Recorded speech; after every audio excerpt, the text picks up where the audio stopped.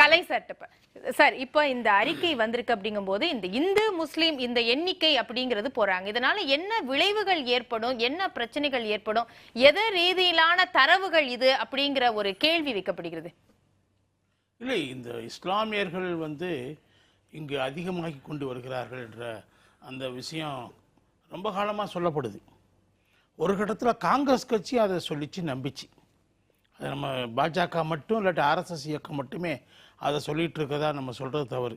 காங்கிரஸ் கட்சி ஒரு கட்டத்தில் சொன்னாங்க. இன்றைக்கி இவ்வளோ பேசுகிறாங்க. அன்றைக்கி எமர்ஜென்சி காலத்தில் 1976 மே 31 அன்று டர்க்மேன் கேட் என்ற பகுதியில் இஸ்லாமியர்கள் பெரும்பாலும் வசிக்கக்கூடிய பகுதிகளில், அது பின்தங்கிய பகுதி, அது ஒரு சிலம் ஏரியா, அதை ஃபுல்லாக நீங்கள் வெக்கேட் பண்ணணும்னு சொல்லும்போது அவங்க முடியாதுன்னு போராடும்போது புல்டோசர் கொண்டு இடித்தாங்க அந்த கட்டடங்களை எல்லாத்தையும். அதை விட கொடுமை, சஞ்சீவ் காந்தி மூலமா பெரிய அளவுக்கு இடித்தாங்க. அதை விட என்ன சொன்னாங்க தெரியுமா? அப்போ சஞ்சய் காந்தி தான் தலைமை தாங்கன்னா ஷா கமிஷன் ரிப்போர்ட் சொல்லுது. அதை பற்றி அரசியல் அப்பவே என்ன சொல்கிறாங்கன்னா, நல்லா கேளுங்க. ஒரு இது இந்த ஜனத்தொகை குறைப்பு ஒரு கேம்ப் நடத்துகிறாங்க. அதில் அங்கே இருக்கிற இஸ்லாமியர்கள் வயது வித்தியாசம் இல்லாமல் என்ன தொழில் செய்கிறார்கள் என்பது எதுவுமே பார்க்காம கட்டாயமாக கருத்தடை ஆப்ரேஷன் செய்யப்படுறாங்க. ஸ்டெரிலைசேஷன் எல்லா இஸ்லாமியர்களுடைய 15 வயசு பையனுக்கும் செய்கிறாங்க, 50 வயசு கிழவனுக்கும் செய்கிறாங்க. அது கடுமையாக செய்கிறாங்க. என்ன காரணம், என்ன சொன்னார் அப்போ சஞ்சய் காந்தி? இவங்க அதிகமாக பெருகிட்டே இருக்கிறாங்க. குழந்தை பிறப்பு பாப்புலேஷன் கண்ட்ரோல் கொண்டு வர முடியாத காரணமே, அரசாங்கத்தினுடைய அந்த திட்டம் நிறைவேறாததுக்கு காரணமே இவங்க தான் அப்படிங்கிற மாதிரி சொன்னார். இந்த கருத்துக்கள்லாம் இருக்குங்க.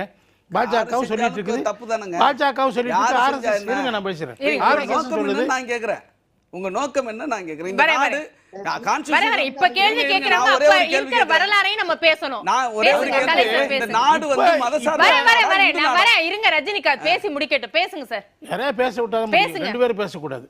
அப்ப இப்போ என்ன அதே காரியத்தை பாஜக தொடர்ந்து செஞ்சிட்டு இருக்கிறாங்க. இப்போ நீங்கள் சொன்னீங்க டிஎஃப்ஆர் ரேட்டு சொல்லுவாங்க, டோட்டல் ஃபெர்டிலிட்டி ரேட், கருத்தரிப்பு விகிதம் சொல்கிறீங்க இல்லையா? அது முஸ்லீம்கள் மத்தியிலையும் குறைஞ்சிருக்குது, இந்துக்கள் மத்தியிலையும் குறைஞ்சிருக்குது. அதாவது டிகார்டன்ட் பீரியடுங்கிறாங்க. ஒரு 10 ஆண்டுகள் காலகட்டத்தில் இது டிக்ரீஸ் ஆகிருக்குது. இஸ்லாமியர்களுடைய விகிதம் குறைஞ்சிருக்குது, இந்துக்களுடைய விகிதம் குறைஞ்சிருக்குது. குறைந்த பிறகு இஸ்லாமியர்களுடைய விகிதம் ஃபெர்டிலிட்டி ரேட் அது எப்பயுமே அதிகமாக இருந்தது, 22% இருக்குது. குறைந்த பிறகு இந்துக்களுடைய ஃபெர்டிலிட்டி ரேட் 17% இருக்குது. இங்கேயும் ஒரு 5% இஸ்லாமியர்களுடைய ஜனத்தொகை கொஞ்சம் கூடுவதற்கான வாய்ப்பு இருந்தாலும் இந்த டிஎஃப்ஆரோட ரிலேட்டடாக தான் சொல்கிறாங்க. 2.1ங்கிறது ஒரு ஃபிகர். அந்த ஃபிகரில் தான் கணக்கெடுக்கிறாங்க. 2.1ங்கிறது இந்தியாவில் சராசரியாக டோட்டல் ஃபெர்டிலிட்டி ரேட் அதுக்குள்ளே இருக்கணும். அதுக்குள்ளே தான் இஸ்லாமியர்களும் இருக்காங்க, இந்துக்களும் இருக்கிறாங்க. அதனால் இன்னொன்று முக்கியமான விஷயம் என்னென்னா, படிப்பறிவின்மை, பேக்வேர்ட்னஸ், இதெல்லாம் கூட பாப்புலேஷன் குரோத்தை, மக்கள் தொகை பெருக்கத்தை தீர்மானிக்கிறது. அடிப்படை காரணிகளாக இருக்குது. அதனால் முஸ்லீம்கள் மத்தியில் கூட எடுத்துக்கோங்க, இந்துக்கள் மத்தியில் கூட எடுத்துக்கோங்க. படிப்பறிவு அதிகமாக இருக்கக்கூடிய இடங்களில், குறிப்பாக பெண்களுக்கு படிப்பறிவு அதிகமாக இருந்துச்சுன்னா அங்கே டிஎஃப்ஆர் ரேட் கம்மியாகுது. இப்போ நீங்கள் உதாரணம் எடுத்துக்கோங்க, தென்னிந்தியாவில் இருக்கக்கூடிய தமிழகம், முக்கியமாக கேரளா, இங்கே பகுதிகளில் மக்கள் தொகை பெரிய அளவுக்கு குறையுது. கடந்த காலங்களில் ரொம்ப பெரிய அளவுக்கு குறைஞ்சிட்ருக்குது. அதே மாதிரி நீங்கள் பார்த்தீங்கன்னா பீகாரில் கூட்டிகிட்டே போகுது. தமிழ்நாட்டில் இருக்கக்கூடிய இஸ்லாமியர்களுடைய இனப்பெருக்கம் எவ்வளோ குறைகிறதோ அதை விட அதிகமாக பீகாரில் இருக்கக்கூடிய இந்துக்களுடைய இனப்பெருக்கம் கூட இருக்குது. ஸோ இது what decides, what are the factors behind? பிற்போக்கு மதம் அல்ல, மதம் இதை தீர்மானிக்கவில்லை.